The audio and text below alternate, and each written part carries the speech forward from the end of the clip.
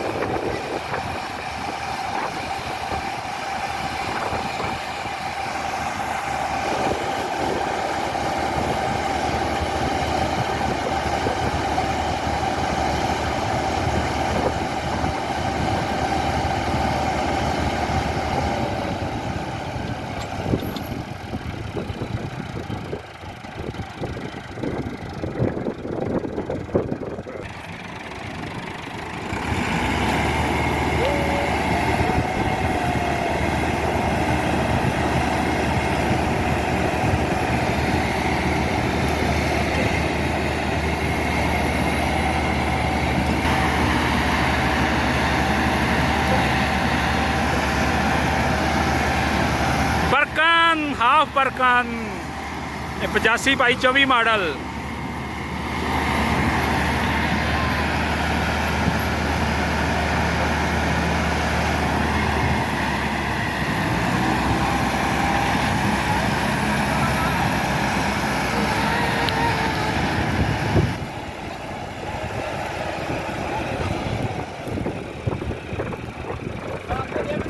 ਬਸ ਕਰੋ।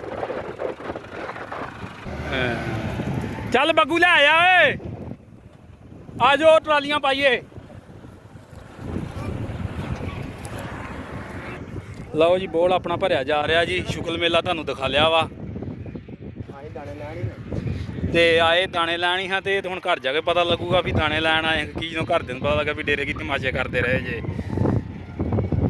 ਬੱਗੀ ਪਾਓ ਫਟਾ, ਉਹਨਾਂ ਚੁੱਕ ਲਓ ਫਟਾ ਫਿਰ ਪਾਓ। ਲਿਆਓ ਮੈਂ ਟਰੈਕਟਰ ਪਿਛਾਂ ਓਏ।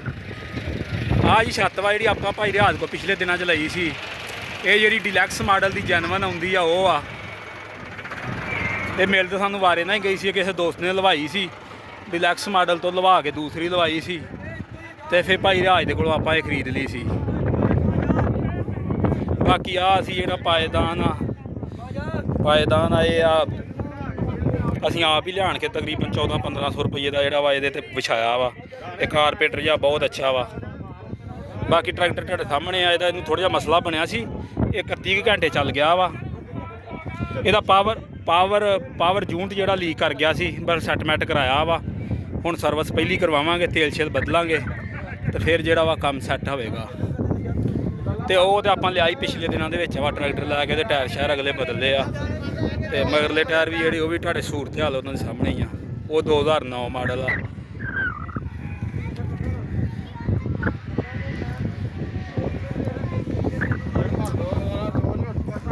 ਬਾਕੀ ਇੱਧਰ ਆਇਆ ਵਾ ਆਪਣਾ ਭਾਈ ਮਲੰਗ ਥਾਣੇ ਲੈਣ ਤੇ ਮਲੰਗ ਨਾਲ ਵਾਹ ਪੈ ਗਿਆ। ਵੇਖਦੇ ਅੱਜ ਵੇਖੋ ਕਿਹੜਾ ਜਿੱਤਦਾ ਵਾ।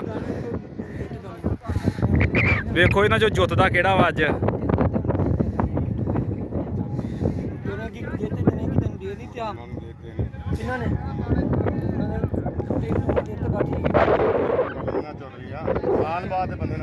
ਚੱਲ ਦੇ ਸੁਲੇਮਾਨਾ ਭਰਾ ਦੇ ਬਣਦੇ ਜੋੜਦੇ ਹਿੱਸਾ ਬਣਦਾ ਦੇ ਸਾਰਿਆਂ ਨੂੰ ਅੱਜ। ਇੱਧਰ ਆ